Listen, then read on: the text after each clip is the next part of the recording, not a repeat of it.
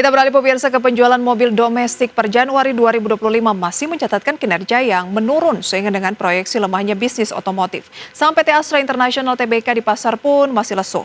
Perseroan mengatakan salah satu penyebab lesunya penjualan kendaraan adalah kondisi ekonomi global yang mempengaruhi Indonesia. Penjualan mobil domestik per Januari 2025 masih mencatatkan kinerja yang menurun. Seiring dengan proyeksi lemahnya bisnis otomotif, saham PT Astra International Tbk di pasar pun masih lesu. Maju data terbaru Gabungan Industri Kendaraan Bermotor Indonesia, total penjualan mobil secara wholesale tercatat sebesar 61.843 unit per Januari 2025, turun 11,3% secara tahunan dibandingkan periode yang sama tahun lalu sebanyak 69.758 unit.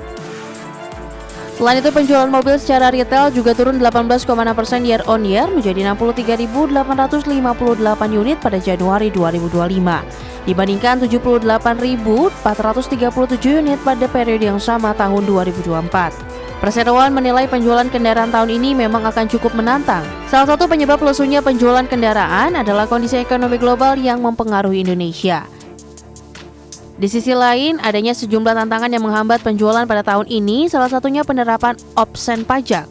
Meskipun penerapan pajak ini ditunda, akan tetapi cepat atau lambat pajak opsen ini akan diterapkan pemerintah. Opsen pajak merupakan pungutan tambahan pajak menurut persentase tertentu berdasarkan Undang-Undang Nomor 1 Tahun 2022 tentang hubungan keuangan antara pemerintah pusat dan pemerintah daerah. Selain itu, lesunya penjualan juga datang dari melemahnya daya beli seiring dengan keputusan pemerintah dalam menaikkan tarif pajak pertambahan nilai dari 11% ke 12%. Dinamika domestik seperti opsen dan kenaikan PPN menjadi 12% serta situasi politik internasional dan ekonomi global perlu diwaspadai dan dicermati dari waktu ke waktu sebagai bahan evaluasi terhadap target ke depan. Berbagai sumber, IDX Channel. Dan pemirsa, informasi lainnya kami hadirkan usai jeda berikut ini.